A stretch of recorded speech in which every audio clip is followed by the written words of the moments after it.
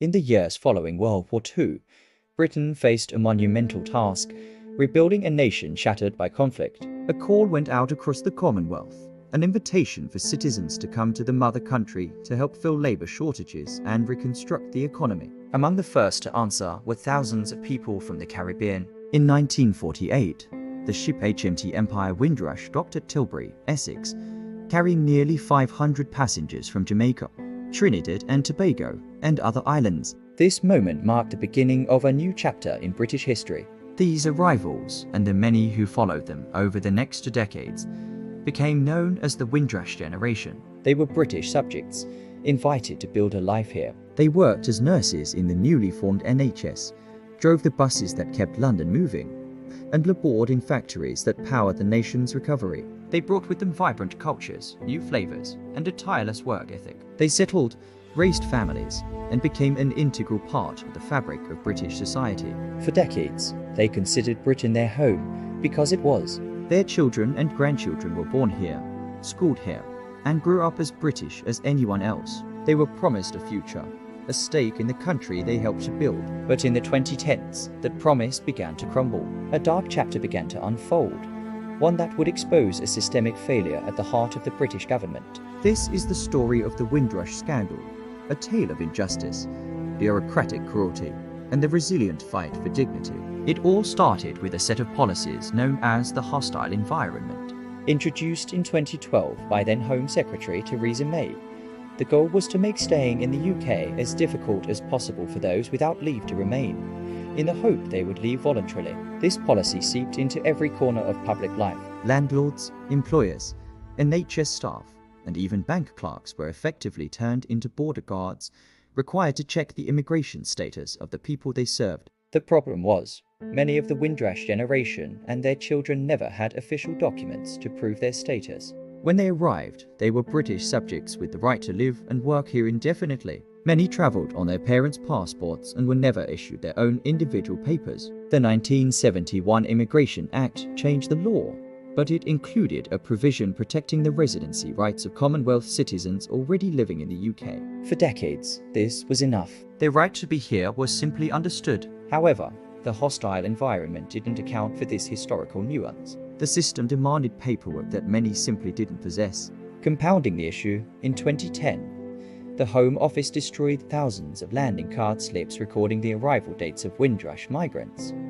A catastrophic decision that erased the only official proof many had of their legal arrival. Suddenly, people who had lived in Britain for over 50 years were being told they were illegal immigrants. The consequences were devastating and immediate. Letters began arriving, demanding proof of residency that was impossible to provide. People were fired from jobs they had held for decades. Lifelong friendships were strained as employers were faced with the threat of fines for employing illegal workers. Access to healthcare was denied. Individuals suffering from serious illnesses like cancer and diabetes were presented with bills for tens of thousands of pounds for NHS treatment they were legally entitled to. The stress and fear were immense. People who had paid taxes their entire lives were now being treated as freeloaders, their contributions to society completely erased. The cruelty didn't stop there. Bank accounts were frozen, driving licenses revoked, and rental agreements terminated, pushing people into homelessness. The very foundations of their lives were ripped out from under them. They were trapped in a bureaucratic nightmare,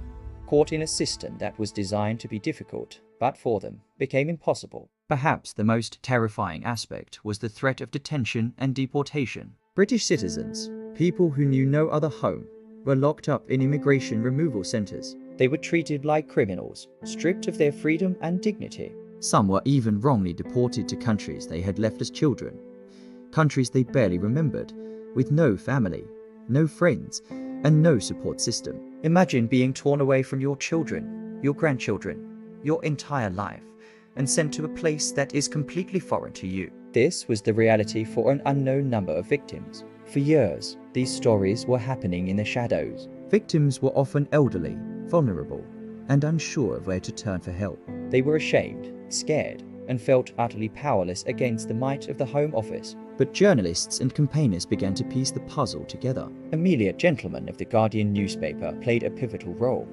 tirelessly investigating and publishing the stories of those affected. She gave a voice to the voiceless, bringing their harrowing experiences into the national spotlight. The case of Albert Thompson, not his real name, was one of the first to break through. He had lived in London for 43 years, but was denied radiotherapy for his prostate cancer unless he could produce a British passport. He was told he would have to pay £50,000 for the treatment. His story, and others like it, caused public outrage. Another was Paulette Wilson, who came to Britain in 1968 at the age of 10. She worked as a cook, including in the House of Commons canteen, and raised her daughter and granddaughter in the UK.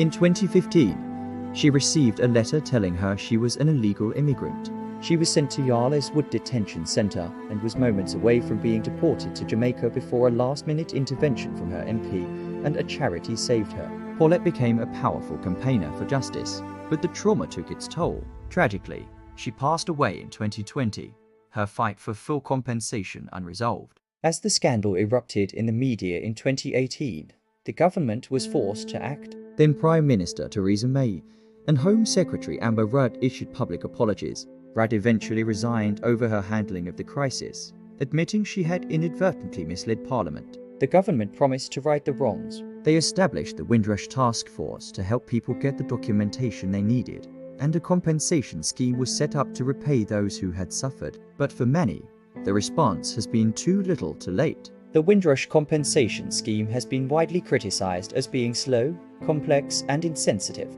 Many victims have found the process of applying for compensation to be re-traumatizing, forcing them to relive the worst moments of their lives while navigating a mountain of paperwork. The burden of proof remains incredibly high, asking people to produce evidence of losses that are often difficult to quantify, like the emotional distress of being separated from your family or the loss of a lifetime's work. Years after the scandal broke, thousands of victims are still waiting for compensation. Many have died before seeing justice or receiving a single penny.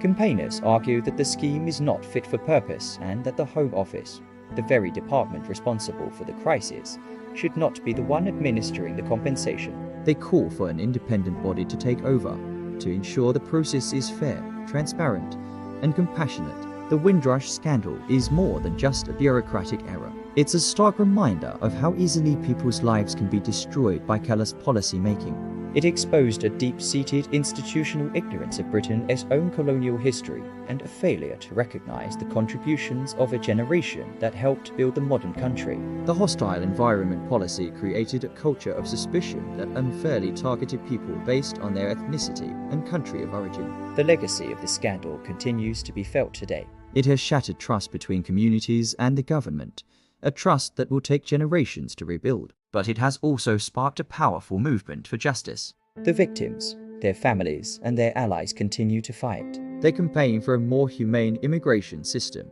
for the lessons of Windrush to be properly learned, and for the full and fair compensation they are owed. The story of the Windrush generation is a fundamental part of British history. It's a story of hope, contribution, and resilience. The scandal is a stain on that history, but the fight for justice shows the enduring strength of the human spirit. It is a fight to ensure that no one ever again has to prove their right to call Britain home. We must remember their stories, honor their contributions, and demand that the promises made to the Windrush generation are finally and fully kept. Thank you for watching.